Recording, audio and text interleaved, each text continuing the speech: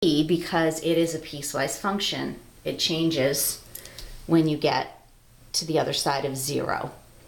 And so we're going to be talking a lot about the idea of absolute value, but we want to remember that it comes from a piecewise function, two different functions being put together.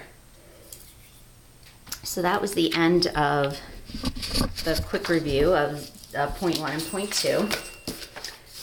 And then what we would have been doing in class tomorrow on Tuesday is section point 3. So section point 3 is dealing with the algebra of functions, things that you've done before with functions. Just as a quick refresher, you have taken functions and added them together, subtracted them, multiplied them, divided them, and thought about them in also in the way of a complex fraction. So having like a rational expression over another expression. And the way we deal with any of these functions is the same way we deal with them just in arithmetic. If you're multiplying a number times a fraction, remember that the first number, which is just an integer, can always be written over 1, and then you would multiply a times b and 1 times c, and that's how you would come up with your answer, multiplying an integer times a fraction. A fraction times a fraction, you multiply the top and you multiply the bottom. So that works for integers, it works for polynomials as well. If you end up with a fraction that has a common factor on the top and the bottom, as long as you know that common factor is not equal to 0, they can divide each other out. And so you could simplify a times c over b times c to be a over b. But you have to remember that's only if the c variable doesn't take on the value 0. 0 divided by 0 is not equal to 1. So you can't divide out c if it is going to be equal to 0. When you're dividing fractions, you never divide, you always multiply. So leave the first fraction as it is, put the reciprocal of the second fraction, and then you can use the rules of multiplication. If it turns out that you can divide this numerator into that numerator and this denominator into that denominator, there's also a little shortcut. So for example, if I had 8 over 15 and I was dividing it by 2 over 5, I wouldn't have to turn it into multiplication. I could divide 8 by 2 and 15 by 5. That's another rule that works as long as there's divisibility there. If you're adding two fractions together, and this one we're going to use quite a lot, one of the ways that works every time is multiply the denominators and then take your first numerator times your second denominator plus your second numerator times your first denominator. What that looks like with integers is if I want to add 5/7 and 2/3, I can't add these two fractions without a common denominator. And so the quickest way to do it when there aren't any common factors involved is multiply your two denominators and then take 5 times 3 and add on 2 times 7. And that would give me 29 over 21. So this is a rule of adding that we're going to use an awful lot. And then finally, complex. By complex, I mean you have a fraction over something that's not a fraction. And I'm going to refer to this as the 3-story building.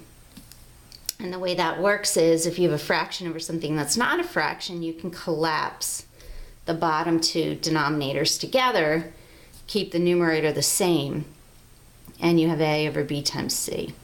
So that would look like if I had 2/3 and I was dividing it by 7, I can collapse it down and call it 2 over 21. And that again is something that's going to happen often in our algebra. So these are more along the lines of Math 21 ideas than Math 22 ideas.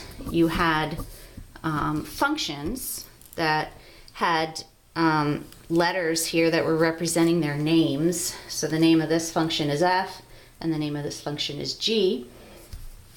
The variable that we're plugging into, f or g, is the same variable. And it's got the name x. That's our independent variable that's holding the place for what we're going to plug in. So it's an independent placeholder. And what you learned how to do was how to take two functions that are done on the same variable and add them together. So in this case, you would be taking x squared minus 4 and adding it to 1 over x plus 2. And short of getting a common denominator, that would be as simplified as you want to make it. If you needed to get a common denominator, then you could. But this is what f plus g is. Dividing them, you'd be putting x squared minus 4 over 1 over x plus 2. That's not as simplified as you want to be, because you never want to leave a complex fraction like that where you have a fraction over, something that's not a fraction over a fraction. This isn't the three-story building situation because our fraction's on the bottom. So in this case, we would have to use the idea of division. So we're taking something and dividing it by a fraction. We'd want to rewrite that as x squared minus 4 times x plus 2 over 1.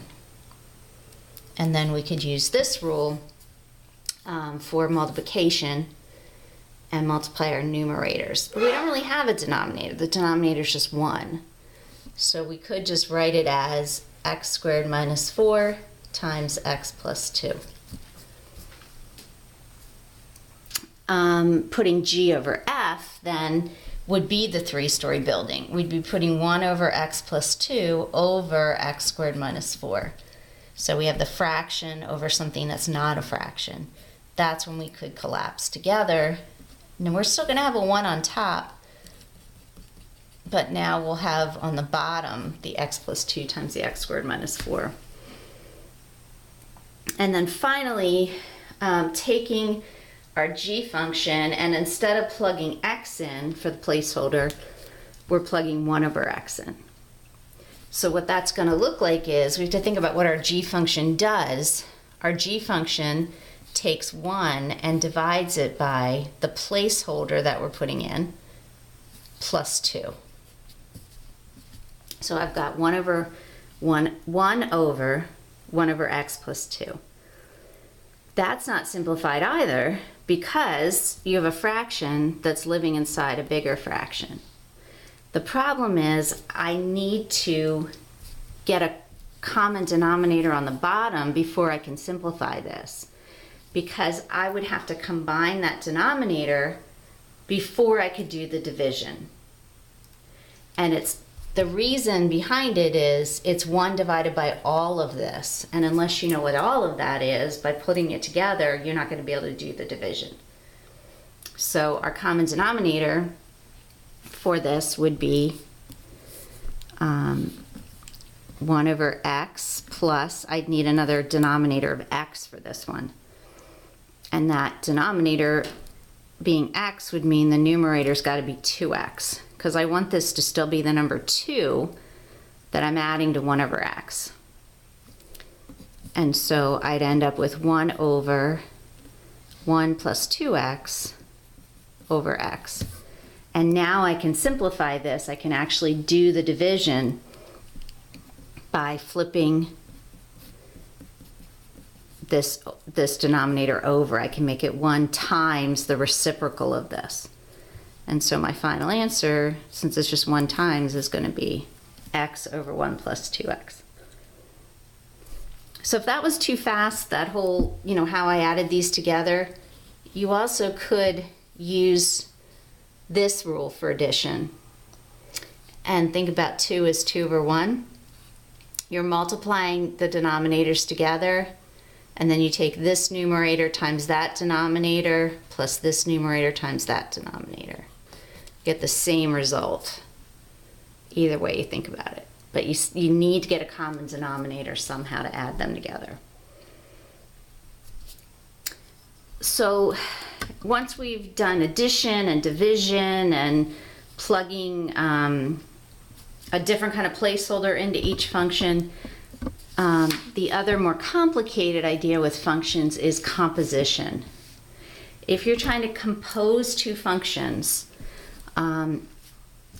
what you're doing is you're taking one of the functions and doing it on the other function. So instead of putting a placeholder of x into the function, you're going to put an actual function into another function.